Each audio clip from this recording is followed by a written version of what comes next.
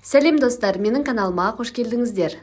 Егер сіздер Instagram арқылы заттарды сатып, және оны фотоға түсірген кезде артқы фоны ұнамай тұрса, фотоны артқы фонын алып тастап өзгертуге болады, және өте оңай әдісті көрсететін боламын.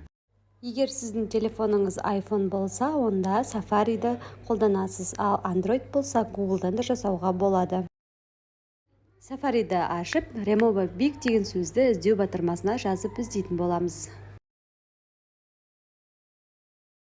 Экранда көрсетілгенде удалить фон онлайн деген осы программаны ашамыз, және осы жерге загрузить фотография дегенге кіреміз. Осы жерге өзімізге керекті фотоны жүктейміз. Мен бірінші тұрған фотоны мысал ретінде көрсететін боламын.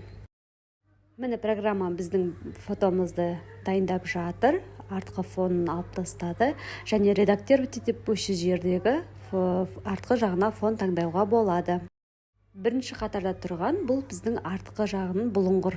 Екінші қатарда әртүрлі фото картинкаларды қоюға болады. Мысалы, әртүрлі өзіңізге ұнаған фотоларды қоясыз. Немесе астыңғы жағында тұрған тек түстерді ғана таңдауға болады.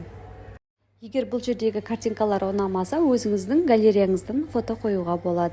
Мысал ретінде мен өз галереямдағы бір фотоны қойып көрсеттім. Енді осының үстіңгі жағында тұрған сақтау батырмасын басатын боламыз. Видеода көрсетілгендей фотомызды загрузить етіп аламыз, және бұл программадан шығып кетеміз. Файлды ашып, ішінде тұрған фотомызды жүктеп аламыз. Міне біздің фотомыз дайын болды. Сіздерге ұнап жатса, комментарий қалдырып, лайк басуды ұмытпаймыз.